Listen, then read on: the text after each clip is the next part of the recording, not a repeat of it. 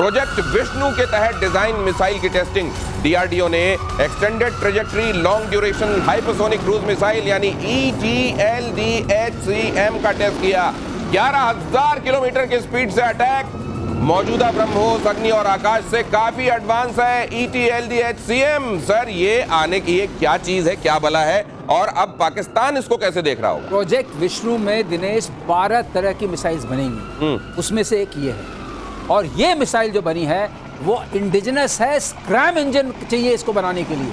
और एक बात याद रखिए, बैलिस्टिक और क्रूज, ये क्रूज मिसाइल है।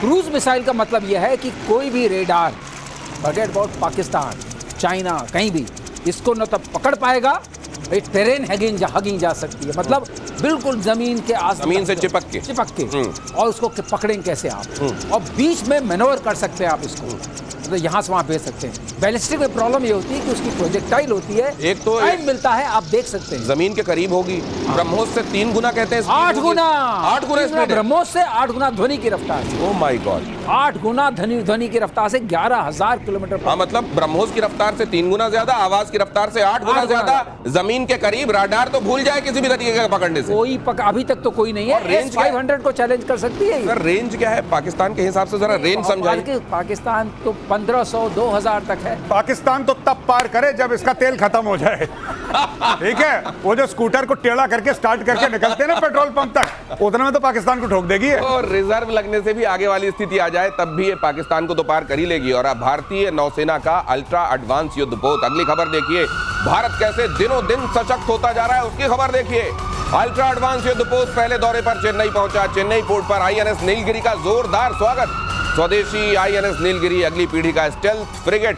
15 जनवरी को पीएम मोदी ने युद्धपोत का कमीशन किया था। आप देख रहे हैं नेवी को हर दिन कैसे स्ट्रांग बनाया जा रहा है। हर एक दिन आप नेवी से जुड़ी कोई ना कोई खबर देखते हैं, और इसकी वजह यह है कि भारत ये समझ रहा है, और ये मेजर गौरव आर्य और PK श्रीवास्तव हमारे दोनों गेस्ट आपको लगातार ये बताते रहे हैं कि भारत का जो समुद्री तट है उसको पूरा महफूज करना है, और साथ में चाइना की तरफ से हमारे समुद्री इलाकों में आने वाली थ्रेट को आने वाले दिनों, और पाकिस्तान तो है ही, उसका कराची भी हमको लगातार देखते रहना है। सर, ये हर दिन जी आपको नया चैप्टर अनफोल्ड होता हुआ दिख रहा है नेवी?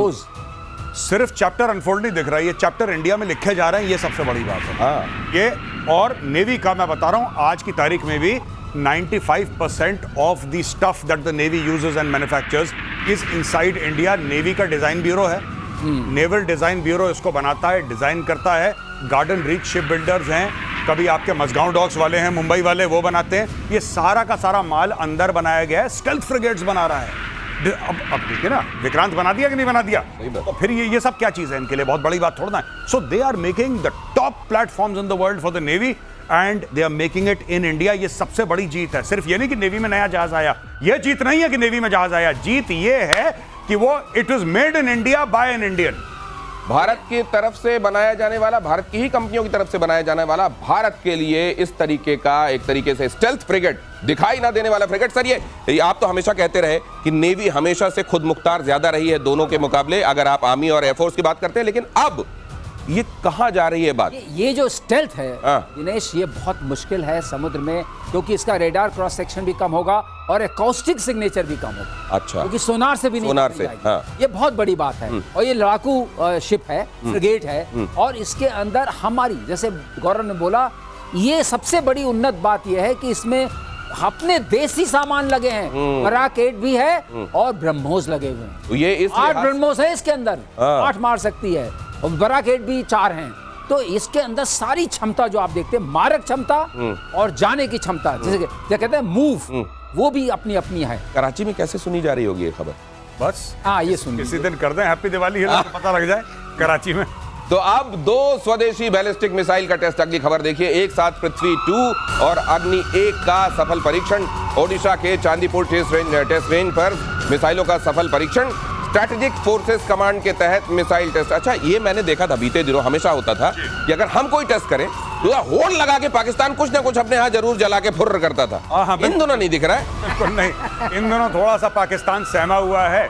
सेकंड हैंड कपड़े खरीद रहा है, सेकंड हैंड कपड़ा खरीद रहा है, और सेकंड हैंड मिसाइल वो एक्चुअली क्या करता है, जैसा मैंने बताया था ना, वो हरा पेंट कर रहा है चाइनीज मिसाइल में। उड़ जा काले कागा उड़ जा काले कागा जी। ये कर रहे हैं ये लोग हाँ। Strategic forces command. I think it's a very very big step. ये जो आप कह रहे हैं ना, अग्नि का इन्होंने टेस्ट करा है और पृथ्वी 2, if I am not mistaken, आपने पृथ्वी 2 बोला, बहुत ही शानदार। और अब ये इनको पता लग गया है स्ट्रेटेजिक फोर्सेस कमांड का, ये जो है पूरा फ्रेज एसएफसी का स्ट्रेटेजिक फोर्सेस कमांड, ये दिनेश भाई मैं काफी टाइम के बाद मीडिया में सुन रहा हूं, काफी टाइम के बाद। और जितने भी ये बैलिस्टिक मिसाइल्स हैं और एडवांस सिस्टम्स हैं, ये सब स्ट्रेटेजिक फोर्सेस कमांड के अंडर आते हैं। और ये दिखाता है ऑपरेशन सिंदूर के बाद रियलाइजेशन की कितना इंपॉर्टेंट है। एब्सोल्युटली, जो गौरव बोल रहे हैं उसी चर्चा को आगे बढ़ाते हुए, स्ट्रेटेजिक फोर्सेस कमांड की ट्रेनिंग बहुत इंपॉर्टेंट है। उड़ीसा वाले उसमें सर, ऑपरेशन सिंदूर के समय हमारे जो डीजीएमओ थे, हाँ। वो इसको अब देख रहे हैं सीधे, क्या इसलिए ये चर्चा ज्यादा सुनने में आ रही है? नहीं, इसलिए नहीं। हाँ। इस तरह की दोनों मिसाइल्स का एक साथ करना, जैसे बाई वन गेट वन वाला आता है मामला ना, अच्छा, अच्छा, अच्छा। तो ये भी दिखा दिया कि अग्नि भी चल रही है और पृथ्वी भी चल रही है। तो इसका मतलब strategic forces command is in command of its assets, अपने एसेट्स को कमांड करती है। उसके बाद ट्रेंड लोग हैं, मौका पड़ा तो मारेंगे भी। और चिंता मत करना, पाकिस्तान में अगर तुमको चाहिए तो इसको हम सेकंड हैंड नहीं देंगे, एकदम फर्स्ट हैंड देंगे और एकदम फ्री देंगे, जब भी चाहिए वो बताना। और प्रतिबंध पर नेटो चीफ को भारत का करारा जवाब। हमें पता है हमारी प्राथमिकता, विदेश मंत्रालय ने कहा। रूस से तेल खरीदने पर दी थी बैन की धमकी, अब विदेश मंत्रालय ने कहा दोहरा मापदंड नहीं चलेगा। ऊर्जा जरूरत को पूरा करना हमारी प्राथमिकता, हम वैश्विक परिस्थितियों को देखकर ही फैसले लेते हैं। नेटो चीफ ने कहा था अगर पुतिन ने यूक्रेन पर हमला नहीं रोका तो रूस से तेल खरीदने वाले देशों पर भी बैन लगा देंगे। अब सवाल यह है कि यूरोप के तो न जाने कितने देश अपनी ऊर्जा जरूरतों को आज भी रशिया से पूरा कर रहे हैं, और नेटो कंट्रीज हमको बताएंगी कि अगर तुम रशिया से तेल खरीदोगे तो बैन लग जाएगा। और तुम ये सोच रहे हो कि आज का हिंदुस्तान ये चुपचाप रहकर सुन भी लेगा? पीके श्रीवास्तव सर, ये किस दुनिया में जी रहे हैं? मतलब कितना ये बैन करने लायक है? हाँ? बिल्कुल कोई मतलब नहीं है। अपने आप खरीद रहे हो हमसे ज्यादा और हमें बता रहे हो। और सारे शामिल हैं उसमें, ऑस्ट्रिया, स्लोवाकिया, कोई नाम ले लो, सारे शामिल हैं। और ये बोल रहे हैं, ये बोल क्यों रहे हैं? ये अब मैं बता रहा हूं आपको बोल क्यों रहे हैं। बोल इसलिए रहे हैं कि कह रहे हैं पुतिन से बोलो भाई बंद करो। अब इनसे तो बन नहीं रही। नहीं सर, ये आजकल एक नया ट्रम्प भी बोल रहा है, ये डर बोल रहा है इसका, डर बोल रहा है, इनसे तो बन नहीं रही। डर बोल रहा है, पुतिन इनकी बात मान नहीं रहा है। नहीं, तो कह रहे भैया आप बताइए। नहीं, आज ये नया चलन चल गया। ट्रंप ने भी ये बात कही कि अगर चाइना और इंडिया रशिया पर दबाव नहीं बनाते हैं तो इन पर बैन। अरे उनकी अलग अपनी इंडिविजुअलिटी है, वो एक देश है, उसकी एंटिटी है, उसका अपना फैसला है। उसके अगर जो दोस्त है उसके पास जाके कॉलर पकड़ के कहें तो बंद कर, और अमेरिका ऐसा नहीं करने पर सैंक्शन लगा देगा। और हमारे ऊपर और उस अरे सैंक्शन लगाना है रूस के ऊपर लगाओ। अगर तुम्हें रूस चाहते हो, ये रूस से बात नहीं कर रहे, ये कह रहे हैं इंडिया तुम फोन करो। यही तो मार्क रट ने बोला था, बिल्कुल सही। तुम एक काम करो, तुम फोन करो पुतिन को, तुम पुतिन को फोन करके ये बोलो कि भाई तुझे यूक्रेन पर बमबारी कर रहा है, तू बंद कर दे। अगर पुतिन ने यूक्रेन के ऊपर अटैक करना बंद नहीं करा तो हम इंडिया के ऊपर। अब ये देखो, और ये बंदा ट्रंप को डैडी बोलता, पता है दिनेश, ये डैडी बोलता नहीं, इसने ऑफिशियली बोला है ट्रंप के साथ, ये कह रहा डैडी। जब ट्रंप ने बोला कि मैंने ईरान और इजराइल की लड़ाई बोल दी, क्या कहता है, यू आर लाइक डैडी। इसने डैडी बोला है मार्क रट ने, जो भारत को धमकी दे रहा है, तो अपने बाप की तो आवाज बोलेगा ये। नहीं, एक और बता दें, इससे इसने अपने खुले शब्दों में कहा है, ये हमारा इंटरप्रिटेशन नहीं है।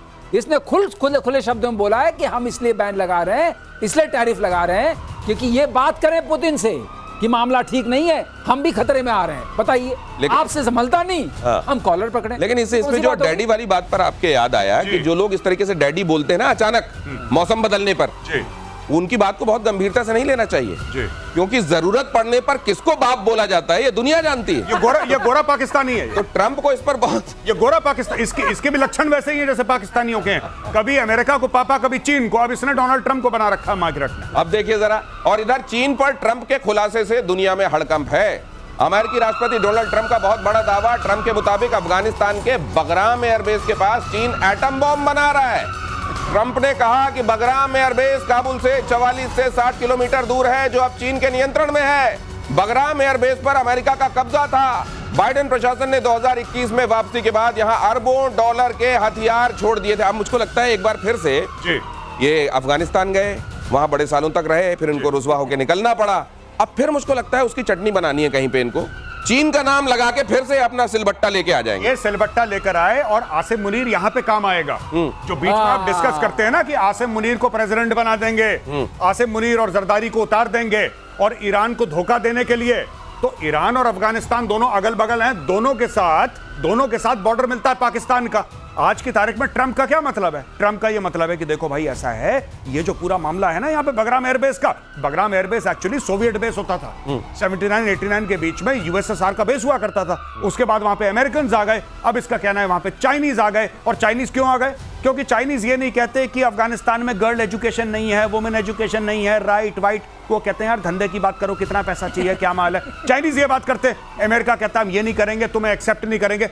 चाइना वहां का जो एम्बेसडर था वो तो शी जिनपिंग से मिला है भाई। हाँ बिल्कुल, वो शी जिनपिंग से मिला है, वो डायरेक्ट बिजनेस की बात कर रहा है चाइना। और चाइना क्यों ना हो वहां पे भाई, तुम वहां से क्यों भाग गए? सबसे बड़ी बात, तुम्हें नहीं भागना चाहिए था। अब ये मैं बता रहा हूं, मुनीर जो है ना, मुनीर के तो हाथ पे लिखवा दो, जो दीवार फिल्म में नहीं कहता ये देखो इसने हाथ में लिखा है, तो यार मुनीर को लिखवाओ कि उसका बाप चोर है। मैं बता रहा हूं, ये बंदा दलाली कर रहा है तुर्की के लिए, ये बंदा दलाली कर रहा है इसके चाइना के लिए, क्योंकि इसके पास पैसा तो है नहीं कि सामान खरीदे। तो कह रहा है ठीक है साहब, एक पे एक रॉकेट फ्री में इतना बेच दूंगा, इतने तुम मुझे दे देना। ये कांड कर रहा है ये सबका।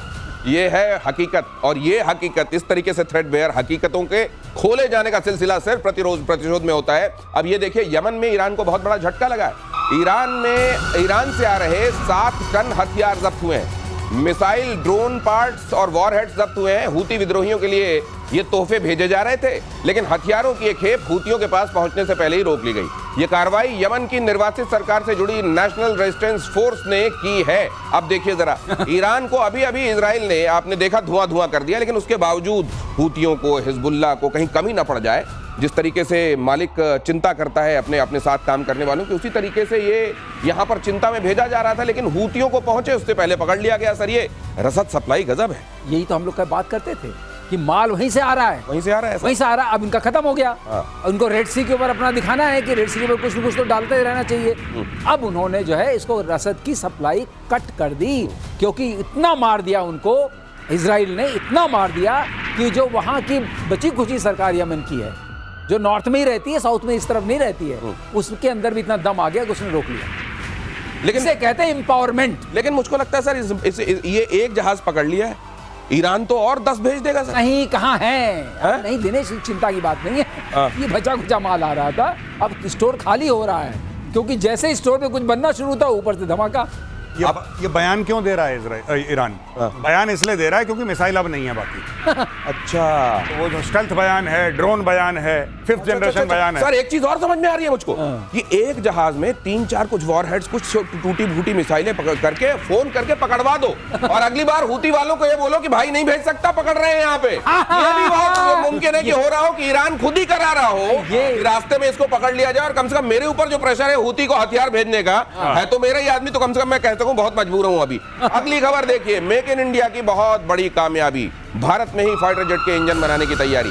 भारत और फ्रांस मिलकर बनाएंगे jet engine, advanced medium combat aircraft में लगेंगे ये इंजन अगर आपको समझना है तो वीकेंड प्रतिशोध इस बार देखना मत भूलिएगा। वॉर रूम वीकेंड प्रतिशोध में हम आपको यही बताएंगे कि फाइटर जेट्स के मामले में हम कहां हैं, फाइटर जेट्स में किन किन चीजों को हम बनाने लगे हैं, और किन चीजों के बनाने में अब भी गुंजाइश है। सर ये कैसी खबर? जी बहुत बढ़िया खबर है। 2 कंपनी से बात चल रही है। अब हम एक्चुअली 3 कंपनी से, लेकिन मैं 2 कंपनियों की बात करूंगा। एक तो फ्रांस की कंपनी है साफरान से बात कर रहे हैं। साफरान वही कंपनी है जिसका इंजन राफेल में लगा है, तो एक तो ये स्टोरी है। दूसरी बात चल रही है रोल्स रॉयस से, जिसकी लग्जरी गाड़ियों के बारे में सब लोग जानते हैं, लेकिन एक बात आप लोग ये भी पहचान लीजिए कि जितने भी बड़े बड़े एयरलाइनर्स हैं या जितने भी फाइटर जेट्स हैं, खासतौर से यूरोप के और कहीं के, इसमें आपको दिखेंगे रोल्स रॉयस के इंजन। तो उससे भी बात कर रहे हैं, वहां पे जापान से भी बात कर रहा है भारत फाइटर जेट का, और ये जो F414 है उससे भी बात चल रही है को प्रोडक्शन की एंड ट्रांसफर ऑफ टेक्नोलॉजी की, जो कि तेजस मार्क 2 की बात कर रहे हैं लोग। तो ये सारी की सारी चीजें अब I think it's only a matter of time. Sir आप बेहतर बताएं। अब ये देश लग रहा है मिशन मोड में है कि एरो इंजन बनाना है। जैसे हम लोग बात करते हैं कि अगर जहाज में 4 चीजें हैं, असला आपका होना चाहिए, मिसाइल्स, ये सब आपका, रडार होना चाहिए, आपका एरो स्ट्रक्चर होना चाहिए, और आपका एरो इंजन होना चाहिए। 3 में है हमारे पास चीजें, एक चौथी की ढूंढ पर। चौथे इंजन मामले में भी हम खुद मुख्तार होने वाले हैं बहुत जल्द, और RIC के फिर से एक्टिव होने के संकेत। बहुत अहम खबर, ध्यान से देखिए। भारत, रूस, चीन तीनों फिर एक साथ करेंगे काम। चीन के बाद अब भारत ने इस तिकड़ी के रीएक्टिव होने के संकेत दिए। लंबे समय से रूस इस पर कर रहा है काम। सर ये अगर RIC, वैसे तो मेरे को लगता है कि क्या ये वजूद में आएगा, लेकिन अगर आकर वैसे काम करने लगा तो अमेरिका तो थरथरा जाएगा सर। ये थोड़ा सा मामला हिला हुआ है, हाँ। लेकिन सांकेतिक है सांकेतिक है। कि अगर आप नाटो करोगे हाँ और हमारे खोपड़ी पे चढ़े रहोगे, ये टैरिफ वो टैरिफ 500% 400%, ये सैंक्शन। हाँ, तो हमें कुछ तो कुछ करना पड़ेगा देश के लिए। और ये सर पॉसिबिलिटीज तो एग्जिस्ट करती हैं, कुछ भी किसी भी संभावना से इनकार नहीं हो सकता। बिल्कुल पॉसिबिलिटीज एग्जिस्ट करती हैं। और अगर मैं आपको बता रहा हूं, अगर चाइना का इतना एग्रेसिव पोस्चर ना होता और चाइना वो सब ना करता, लाइन ऑफ एक्चुअल कंट्रोल पे बदतमीजियां जो चाइना कर रहा है, मुझे लगता है आसानी से बन भी सकता था। इंडिया चाइना पे भरोसा नहीं करता, सबसे बड़ी बात यही यह नुकता है। है, ये प्रॉब्लम है। इंडिया क्यों नहीं प्लेन्स ले रहा अमेरिका से? क्या इंडिया के पास पैसे नहीं है इसलिए नहीं ले रहा फाइटर जेट्स? क्योंकि कहीं ना कहीं ये भी रियलाइजेशन है कि America is not a trustworthy partner. ये सारा मामला ट्रस्ट पे चल रहा है।